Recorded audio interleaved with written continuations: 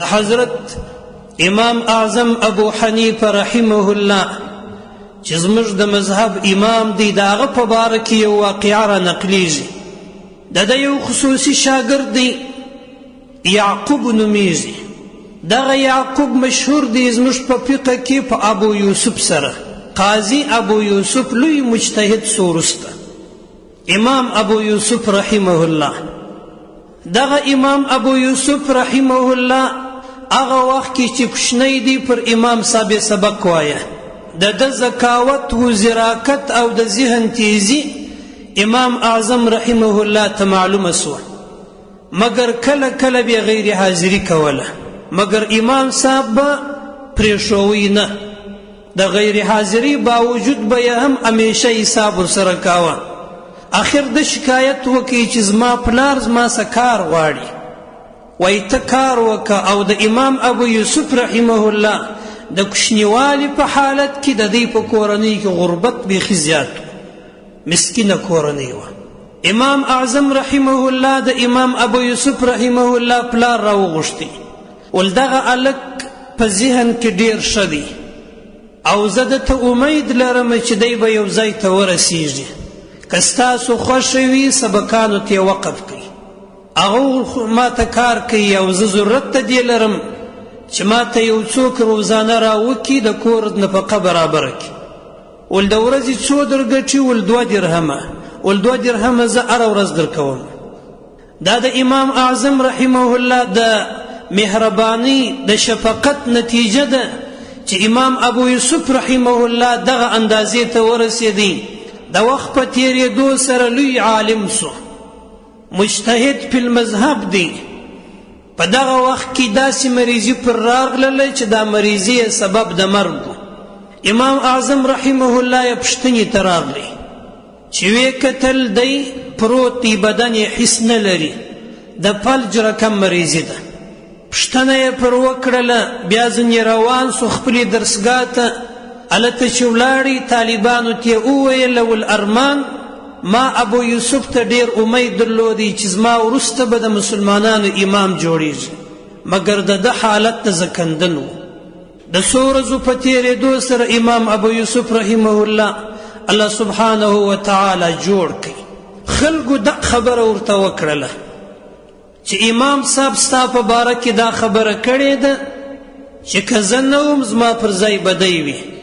په دغه وجه امام ابو یوسف رحمه الله د مسجد په هغه بل کنج کې خپله حلقه درس جوړه کړله. هلته کښېنستی، د ځانه سره دا فکر وکړي چې زه کمال ته ورسېدم او د امام صاحب څخه چې استاذ دی اجازه یې وانخیستله. امام اعظم رحمه الله چې کله خپلې حلقې ته د درس راغلی ویې کتل یو حلقه هلته نور طالبان هم ناست دي. پوښتنه یې وکړل، خلکو ورته وویل ول تا چې کومه خبره کړې وه چې قاضي ابو یوسف په ستا جانشین کیږي، دا خبره د ده تر غوږه رسېدلې ده، په دې خاطر یې حلقه جلا کړله. امام اعظم رحمه الله د سختۍ څه کار نه اخلي.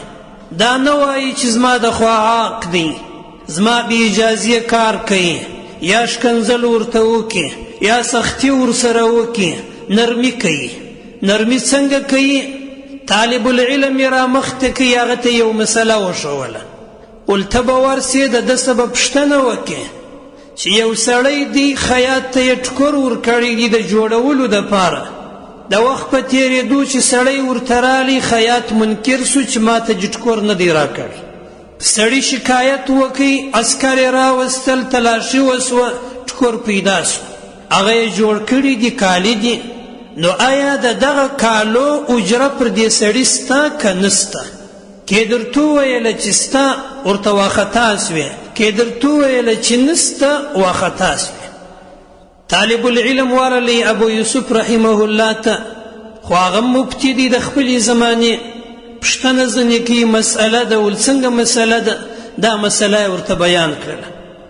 ابو یوسف رحمه الله ورته وویل ول کې کالي جوړ کړي وه نو حق د اجرې لري، ځکه جوړ کړي یې دي، د جوړېدو دپاره یې ورکړي دي او جوړ کړي یې دي. طالب العلم ورته وایي وایي سهوه سوې. ځان سره فکر وکړي وروسته ورته وایي یا حق د اجرې نه لري، ولې نه لري؟ په دې خاطر یې نه لري چې منکر سوی دی. ولیا صحوه شوه. امام ابو یوسف رحمه الله فکرجن سو. بیرته راغلی امام اعظم رحمه الله ته پر ګونډو ورته کښېنستی، په ادب مځکې ته ګوري، سلام روغبړې وکړي. ول څنګه راغلی؟ ول یو مسأله ده. کومه مسأله ده؟ ول ته په پوهېږې؟ ول د خیاطو د کالو مسأله خو نه ده. ول د هغه ده. امام اعظم رحمه الله ورته وفرمایل ول دغه کالي که خیاط پر خپل ناپ جوړ کړي وه نو دا د خیاط کالي دي، د ټکور پیسې به درته ورکوي، او که د ده پر ناپ جوړ کړي و بیا د ده کالي دي، د جوړېدو پیسې به ورکوي. مسله داسې ده. د دغې ورځې څخه امام ابو یوسف رحمه الله بیرته د امام صاحب شاګردي شروع کړله تر څو پورې چې هغه وفات کېدی. دغه د نرمۍ نتیجه ده. هر کله چې په یو ټولنه کې، په یو مجمع کې د سختۍ څخه د زوره کار اخیستل سوی دی، د دې پر ځای چې سړی هدف ته ورسیږي نور بم شاته ځي.